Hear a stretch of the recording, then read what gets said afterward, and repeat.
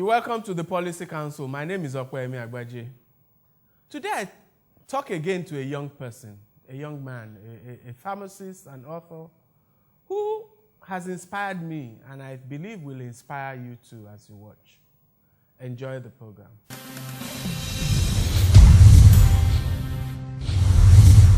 You're welcome back to the Policy Council. My guest today is a young man and who I find an inspiration, even for me, in my relative old age. He's a pharmacist, he's an author, and at his young age, he has already written 3 books. My guest is Sheson Karim. You're welcome to the Policy Council. Thank you for having me here. So tell me, how did you become an author? Let me start from that. That's not how I planned it, but why did you start writing? It started in year 2008.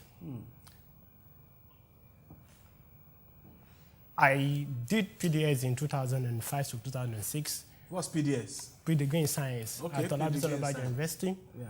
In 2007, I was in Faculty of Science. So later, I made a decision to cross to Faculty of Pharmacy. So the period was so tough, but fortunately, I met a banker that we stayed together in a 3-bedroom flat. But the guy invested in a lot of books. So I started reading a lot, leadership, management, self-help. And also growing up, I've been used to tell newswatch, thanks to my dad. So I just found out that in my spare time, I wrote a lot about the ideas I've studied in books. So in 2009, I decided to send some of these write-ups to my uncles that are doing well, and their responses were quite encouraging. So I also decided to take a step further. So I wrote 52 nuggets. I submitted the manuscript at University Prep PSC in Jericho, Ibadan. After 3 months of editing, I was told that the book wasn't publishable. But the good news was I was also given my strengths and weaknesses. So after finishing the examination for that semester in the university, I went back to the drawing board and I rewrote the book. So I submitted back. So after 2 months, they told me that, wow, this book is now publishable, but the bitter truth is University Prep PSC cannot invest in short book because it is not a textbook or a workbook or a novel. It's a motivational book. So I was at Craftsman Publication, also in Ibadan. I was frustrated, but thanks to my mom and dad, they encouraged me. And my dad said that my dad works in Lagos, but we stay in Ijebu, that we can try Lagos. So my first call of duty in Lagos was a Longman at Obakwan Road in Ikeja. The same old story, good book, but it's not our focus. It's not our focus. So we went to Macmillan at Ilupeju. On our way to Macmillan, we saw Academic Press PLC and West African Book Publisher. So at Macmillan, the same old story. So we decided that let's try West African Book Publisher, and that is where I met a good man, Mr. Samson Akidoyo, who was and is still the current editor. Based on the message of the book, the man assured that, yes, he is going to do everything for us to publish the book. So 3 months, 4 months, the same old story. So later we find out that the publishing house have decided to have like 5 years publishing plan. But the man said that we can self-publish this book. Self-publish? Yes, and that is how it started. So I think my daddy invested 50,000, my mommy invested 30,000. I called some of my uncles that have signed the book to, they invested like 10,000, and also make sure that part of my allowances, I saved like 20,000. So and with 150,000, we published the book. And that's maximize. That was maximize your life. Tell me about it. What ideas are you? Yeah, maximize your life is written for anyone who wants to find meaning and give direction to his life. The book is divided into 7 chapters.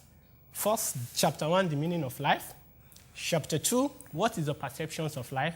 Chapter 3, good character is the key to good life. Chapter 4, how action propels success.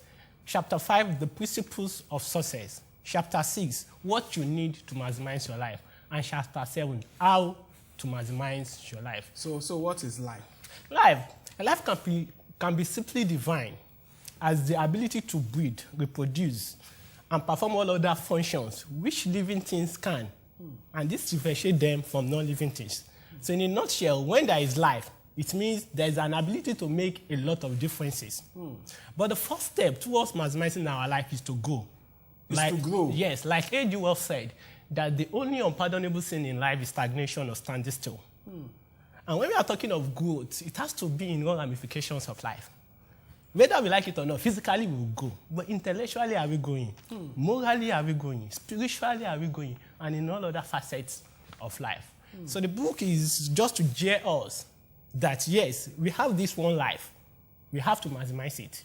No one will help us to maximize our life if we don't. And there's one chapter, like you said, called How Action Propels Success. Tell me about that. Robert A. Scholars opine that winning starts with beginning. Regardless of how big our ideas is, regardless of how big our dreams is, if we do not take the first step to start, we cannot get to the destination. So we just have to start with what we have. Yes, sir. So I started writing in a jotter, and it may took like 2 hours to write one nugget.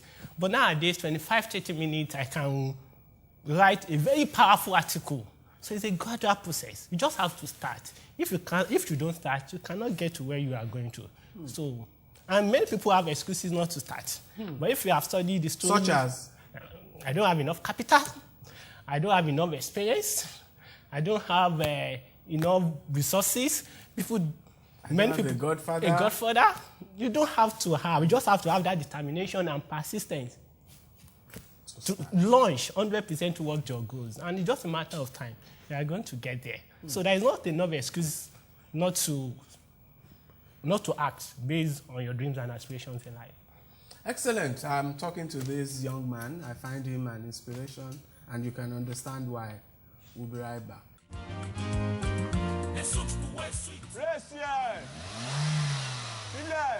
Okay. Hey, welcome, my son. We are given free textbooks in our school today. Hey, I thank God. I know with this Lagos State government free education, my son will end up being a lawyer or medical doctor. He can even become an educated automobile engineer. My son tell me, say, their school don't get beautiful building with a better chair and desk, new library, computer for everywhere, laboratory today. My people, all these things our children they enjoy today. Now our tax money do more. They pay my tax. Pay your tax. It's your civic responsibility. It's your duty. It's the law.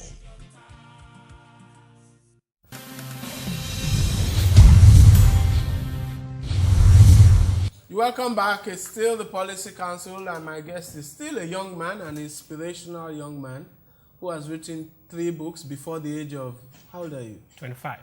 25. And who is qualified as a pharmacist and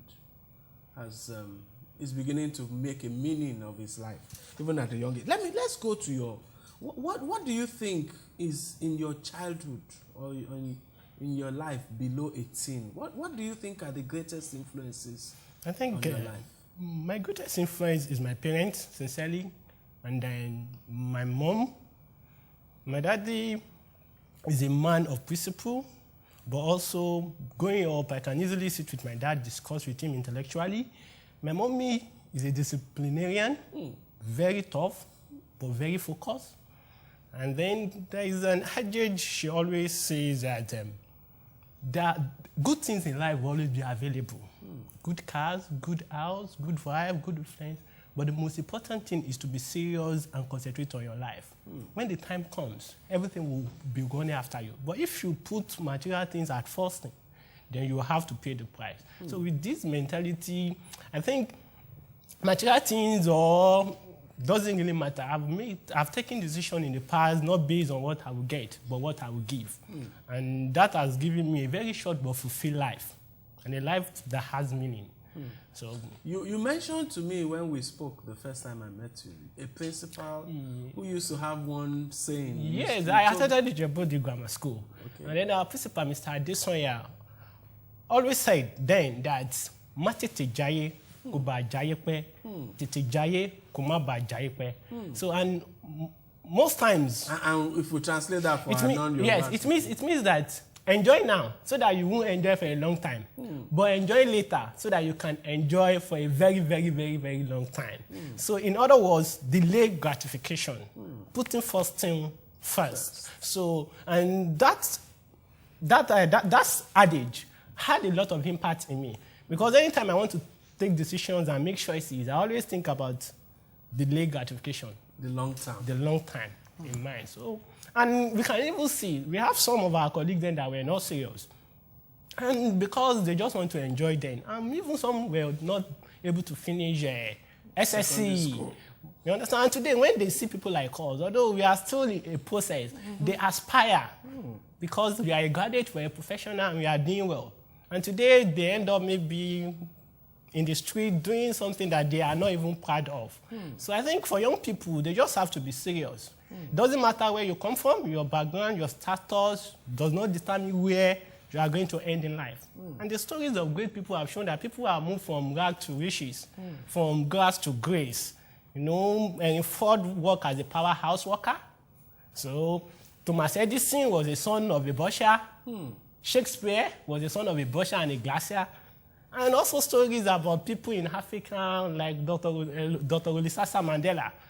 They didn't come from the affluent home, but with determination and work, they made a name and carved a niche for themselves. So and I think... You wrote a second book called Grab Your Destiny. Yes, sir. Let me maximize your life. How long did it take you to the whole process of 2.5 years. 2.5 years. For writing and a year for the publishing program. And then you wrote Grab Your Destiny. Yeah, Grab Your Destiny. 3 years, sir. 3 years? Yes, sir. So by the time you must have, you started when you were 18 or something? Yes, I started this around 2007, and I published it in 2010. And so, at 2010, you were how old? Yeah, I will be 21, 22. Okay. And then you did to Grab Your Destiny. Tell me sir. about this. You know, growing up, I hear people that say your destiny is in your hands. A destined man. So I was so curious that what they have to say with this destiny. You know, destiny can be simply defined as a predetermined ordainment. That is what gods have decided before time. But the questions that arise from this meaning is, if God has decided everything, what is the essence of our prayers? If God has decided everything, why do we have to pay a price for us to win a prize? If God has decided everything, so what is the essence of this life? So we find out that, yes, God has given us what we call willpower. And willpower is our ability to make choices and decisions, whether wrong or right. And as intangible this look, it plays a pivotal role in determining where we land at the end of our life. We are here today based on the choices and decisions we've made in the past. And yes, I will be in another state in the next 5-10 years based on our choices and decisions. So we are never a victim of destiny or run by fate because we are in charge. We are the CEO of our life. And that is the message of destiny. Of Grab Your Destiny. We'll take a closer look into Grab Your Destiny right after this time out. My name is Onyema Kinzago. I live in Lagos where things are getting better every day. Our school has just been renovated. And they give us free notebooks too. Going to school is easier and safer for students like me because I can cross the highway using the footbridge. And I use the BRT bus, which is fast, convenient and free for students like me. I enjoy looking at the beautiful streets on my way to school. And the many street signs tell me where exactly I am. When I get to Basic 12, the government will pay the fees for my GCE and NECO examinations. I am happy. My mom and dad says all these good things are happening because they pay their taxes. I hope to pay my taxes when I grow up and start working. Have you paid your tax? Pay your tax. It's your civic responsibility. It's your duty. It's the law.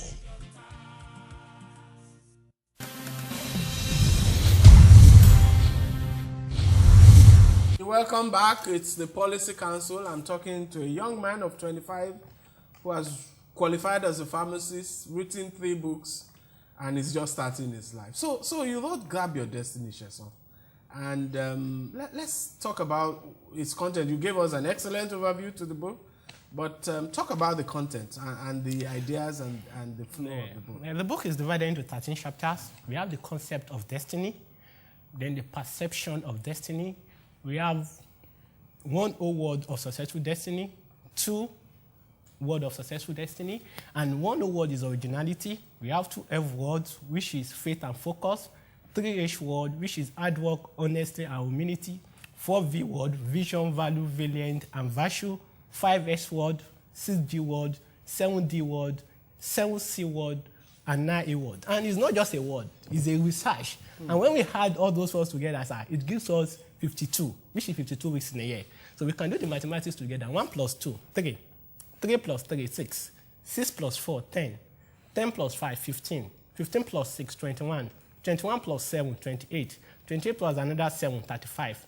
35 plus 8, 43. 43 plus 9, 52 words. And the idea is this: if we can be in charge of our week, then we can be of the year. We can be the CEO. Focus on each of those words. Yes, sir. We can be the CEO of our year. So if we can be the CEO of our year, we can be the grand commander-in-chief of our destiny. So because our destiny is in our hands, whether we like it or not, God has given us the willpower, the free will to make choices and decisions. And He's a fair God. He has given each and every one of us the ability to be the best it can be.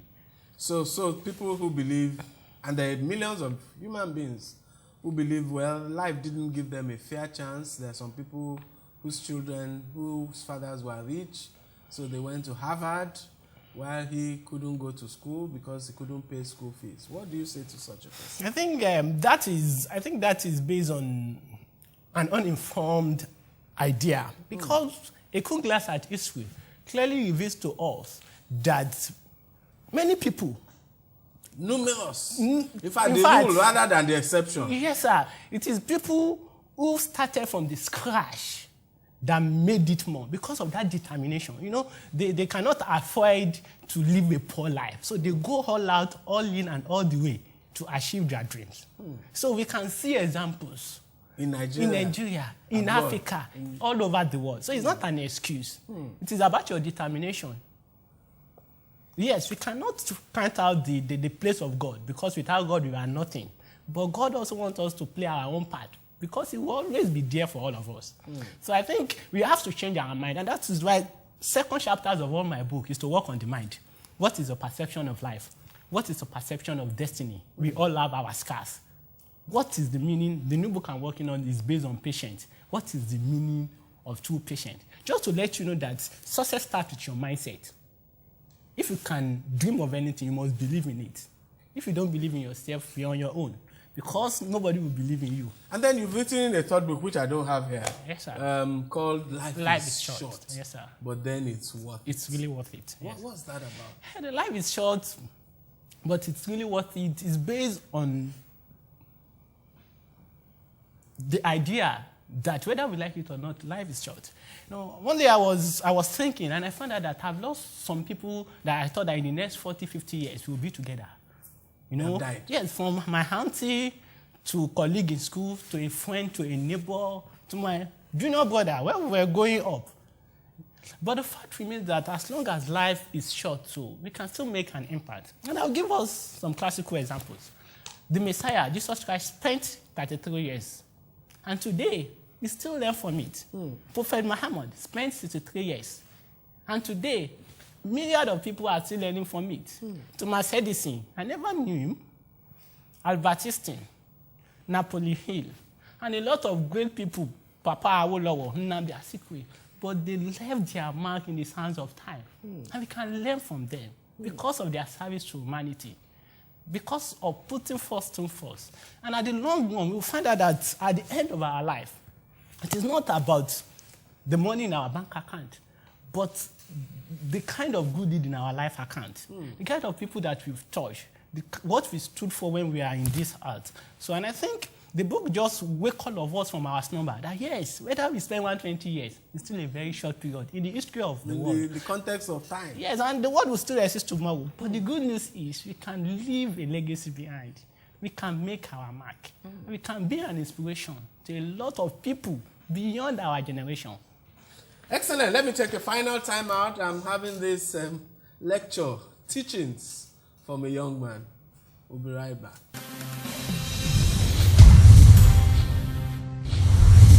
You're welcome back. It's my final segment with an amazing young man, Sheson Karim, a pharmacist and author, and a very inspiring young man. So, Sheson, let's get this clear for the benefit of my viewers. While you were writing all of these, your books, you were a student. Yes, sir. Of pharmacy. Yes, sir. Now, my wife is a pharmacist, and I know that that's one of the most difficult courses to graduate from. Yes, sir. How did you combine this with your studies? I think first is God's grace, then two is about time management. And to be sincere with you, sir, I never had a carryover in pharmacy school, despite my busy schedule. I think while we were... And you were the class governor? Yes, sir. Yes, sir. While we were in university... What did you graduate with in terms of... I said 4 points. Yes. So I think while we were in university, we have a lot of time to do so many things than while working. Because while you are working, your time is scheduled by people. And because of that, I normally make use of any time. So I hardly engage in some other things people were engaging. But because it's something I'm passionate about, you know, anytime we finish school, we have break. I use the break to write. I mean, I have the idea what I want, but the breaks. And there are sometimes I will write for like 8 hours on top. My hand will be paining because of the holding of pen, but I have a target. You didn't even have a laptop with which to type the things. In fact, I prefer writing because my inspiration comes very well in writing. Then I will now type again. You told me that some schools are using your books. Yes. Tell me about that. I think Taisholari Staff School in Ijabode, I've been using it for the past 2 sections now. What do they use it for? Yeah, they use it as an additional book, like a self-guide book for their students. Okay. Then we have Kawefumi. Then we have Wega College. So, and we are looking for, because, you know, for more schools in Lagos State, because I just moved to Lagos State in 2013 after finishing in 2012. You finished from Ogun State University? Yes, Olabisi Onubayo University, 2012. The College of Pharmacy? Pharmacy, yes, in Shagamu. Yes, sir. Now, you also told me you're working on some initiative with the Ogun State government. Yes, sir. Tell us about that. Yeah, I think in 2011, I started an organization called Sepaparatos. And Sepaparatos means always be prepared. Always be prepared. Yeah, because preparation is key to success. So we started visiting schools. We were in Ijabode Grammar School, Remo Secondary School, Mayflower, Ikene, Federal Girls Government College, just to name a few, to engage these students, you know, talk on career and motivation and be able to build a bridge in terms of helping them to become a better student. So after doing that for a long time, I decided that we need the government support. So I approached the Ministry of Education, Science and Technology, and after going through the ministry processes, we were given a mandate to train their children, their students in Ogun State, starting from Egba region. So we are presently working on corporate organization to power the program because we want to give them bio, jotter, files, and use our, we have a questionnaire to train them. Also, we want to invite some people, well-respected people, to join and we have to take care of their running expenses. So we believe it's something that we are passionate about because we started doing this, and all kudos to some of my colleagues that when we were in university, if you can see some of our pictures, we go in team. We organize buy fare to one of our cars then, we all go. But today, everybody is in Kaduna, Kano, you know, doing their internship or working somewhere else. So we believe that is something we are passionate about. And we are going so give me what's that word again? Sempaparatos. Sempaparatos. Always be prepared. Be prepared. And you mentioned you're working on another book, a fourth book? Yes, sir. What's this one about again? This one is about patience. Patience. Yes, I found out that everything is possible if you can be a little bit more patient. Yes, and when others are advising you to be patient, you ask, when will I be patient? But a life experience clearly revealed to me that patience solves all things. I think I work in a community pharmacy as a locum in the evening. So I was coming home recently after I graduated. So I went to FMC for an interview. So on my way home, I was attacked by armed robbers. They collect my laptops, all my files, my documents, original documents. It seems that is the end of the world. I was like, because I have so many things I've researched on, because I have this name of things that I use. When I have people name, I can be able to write something out, and I've done a lot of research on it. So I was like, is this possible for me to start? But it is just a matter of patience. I started all over again, and today I was able to recreate. So I think patience is just the fashion. Many people are close to their breakthrough, but because of impatience, they lost all what they've worked for. So I think it's very important, as long as you are doing the right thing and you know you're on track, just remain calm, remain patient, keeping on, keep moving, keep trying, keep praying, and whether you like it or not, you succeed at the end of the day. Yes, sir. Well done. Thank you very much. Yes, sir. We'll be right back.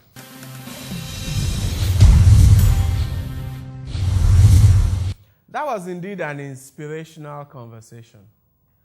Here we found a young man who, at 25, has studied pharmacy and graduated with high honors, has written 3 books, is on his way to his 4th book, has formed a club that is entrenched in many schools, in Ogun State, good schools, and is trying to systematize a process of teaching and equipping young school students for life at 25.